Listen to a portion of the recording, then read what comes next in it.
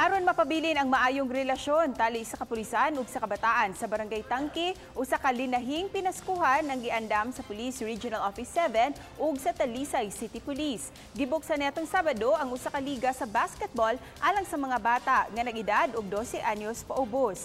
Sa matag team, usa ka police non-commissioned officer ang gi-assign isip coach samtang usa ka police commission officer ang gitahasan isip team manager.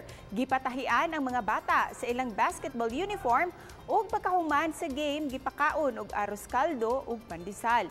Ang gipasiugdahang programa sa kapulisan gitumong aron di mahadlok ang mga bata sa mga pulis. Inay isipon nila kining ilang mga maguwang o mga kuya ug mahilayo sila sa illegal nga kalihukan. So kada Agosto ring tuiga gideploy sa Tangke Talisay ang mga sakop sa Regional Mobile Force Battalion aron pagsumpo sa suliran sa illegal nga drogas sa barangay.